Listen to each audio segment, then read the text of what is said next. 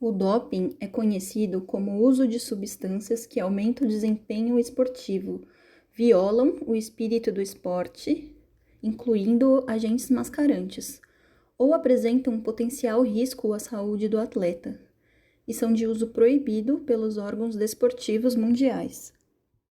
Existem relatos do uso de algumas plantas com alta dose de efedrina na China desde 2700 a.C., para dar ânimo e coragem aos lutadores. Os gladiadores romanos já faziam uso de preparações de estimulante dissolvido em álcool, visando a diminuição da fadiga.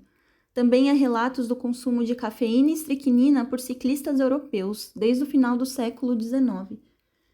Com a Segunda Guerra Mundial, houve o surgimento de substâncias mais eficientes para aumentar a performance dos atletas, entre as quais a anfetamina, os esteroides anabolizantes, que acabaram por resultar em casos letais.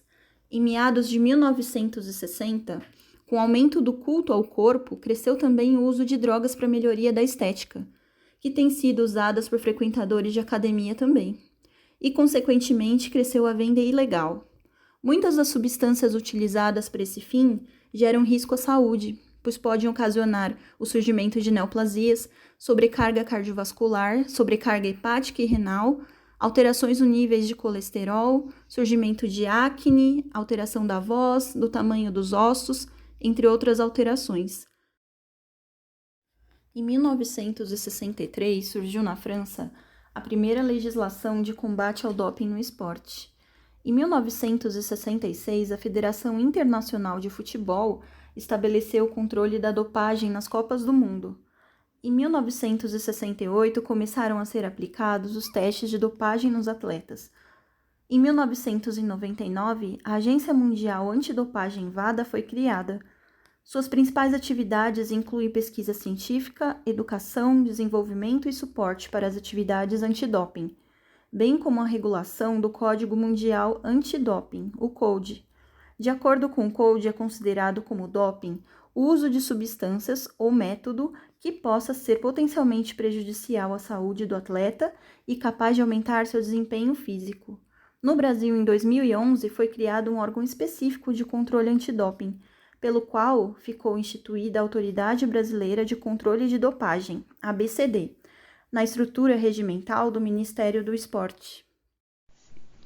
Agentes anabolizantes. Existindo dois tipos principais, podendo ser esteroides endógenos, que são o DHEA e o DHT, e a testosterona, exógenos, podendo ser boldenona e clostebol. Cientistas alemães, trabalhando durante a Segunda Guerra Mundial, foram os primeiros a sintetizar os esteroides anabólicos, como citado anteriormente. Os alemães são acusados de terem conduzido maciças experiências com prisioneiros humanos. Existe um consenso na comunidade médica de que o uso de esteroides resulta em ganho de experiência e força. Os esteroides anabólicos, mais conhecidos pela população apenas como anabolizantes, são drogas relacionadas com o hormônio masculino, testosterona, produzido pelos testículos. Os esteroides anabólicos sintéticos foram criados por pequenas modificações na molécula de testosterona.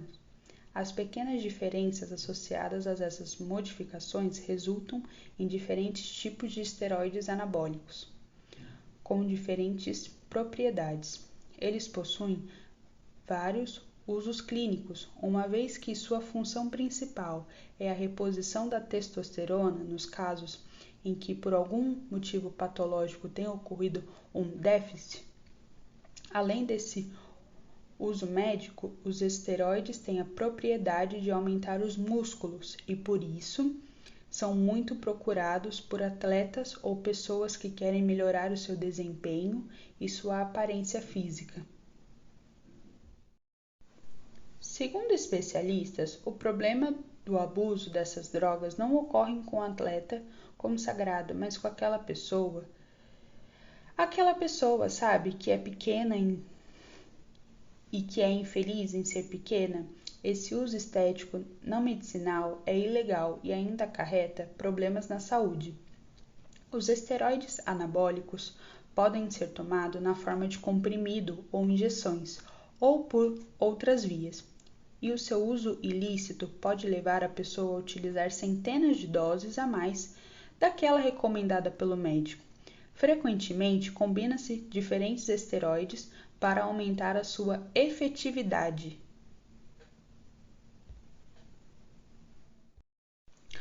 Os efeitos adversos mais comuns nessas pessoas são as acnes, distúrbios do sono, retenção de fluidos, alterações de hormônio, ginecomastia, atrofia testicular, estria, disfunção sexual e dor no local da injeção.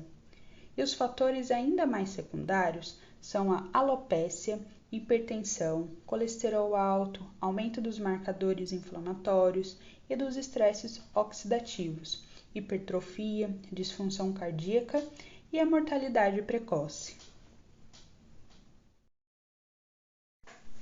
Hormônios peptídicos e fatores de crescimento e substâncias relacionadas.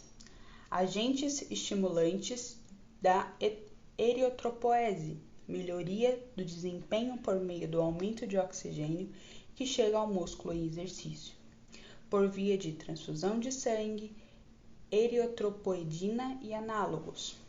Os efeitos adversos são o aumento da incidência da tromboembolia em pacientes com câncer, aumento da pressão arterial em pacientes com hipertensão não controlada, encefalopatia e trombose e diminuição do fluxo sanguíneo desses efeitos hormônios peptídicos. Hormônios do crescimento. Atividades anabólicas ou promotoras do crescimento é responsável pelo estímulo do crescimento de vários tecidos do corpo, diferenciação de certos tipos celulares, como as células do crescimento ósseo e as células musculares primitivas. Geralmente, o GH é a combinação com anabolizantes, proporcionando melhorias na força e na potência máxima e no volume máximo de oxigênio.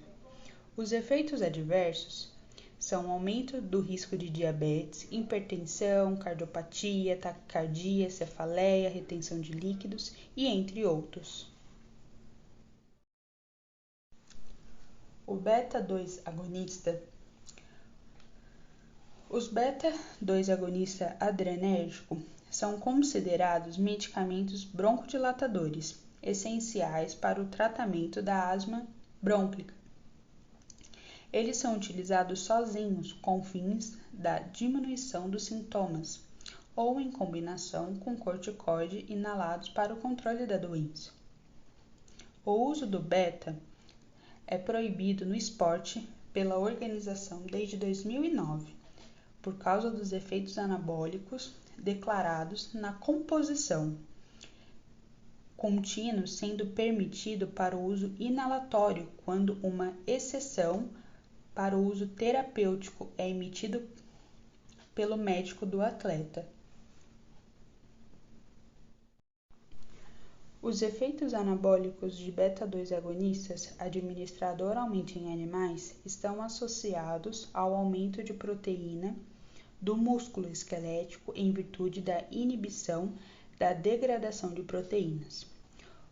Os beta-2 agonistas também são classificados como agentes repartidores, pois atuam na diminuição da gordura corporal. Os efeitos colaterais são maiores quando os fármacos são administrados por via oral ou parentéricas. Os efeitos colaterais mais comuns são tosse e irritação da garganta.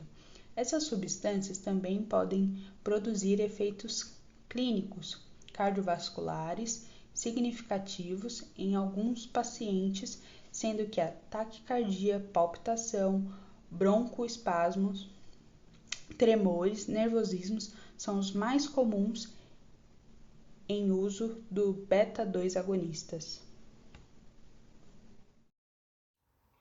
Hormônios hormônios e moduladores metabólicos. Inibidores da aromatase.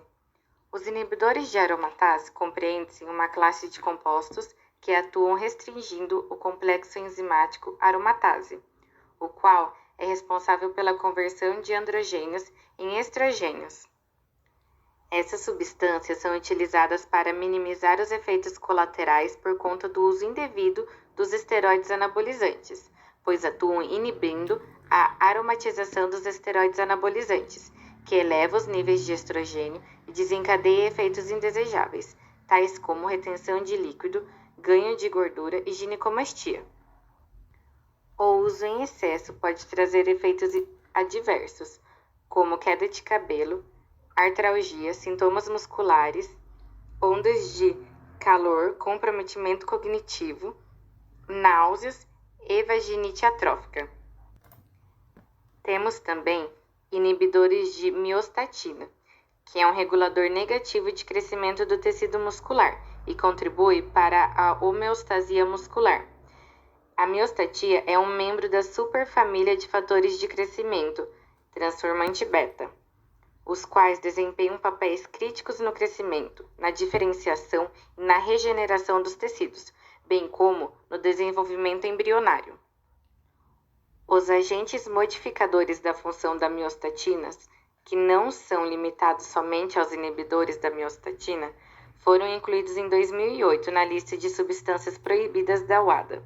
Estudos em animais e humanos demonstraram que a redução dos níveis desse fator de crescimento ou inibição da sua função pode aumentar significativamente o tamanho do músculo. Dessa maneira, aplicações terapêuticas de inibição de miostatina são utilizadas para o tratamento de miopatias e atrofias musculares.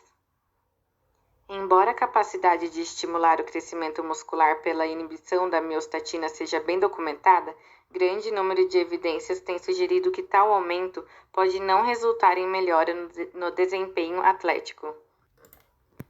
Moduladores seletivos do receptor de estrogênio. O mecanismo de ação proposto é a inibição da conversão de testosterona em estrogênio, reduzindo assim o estrogênio sérico e aumentando os níveis de testosterona.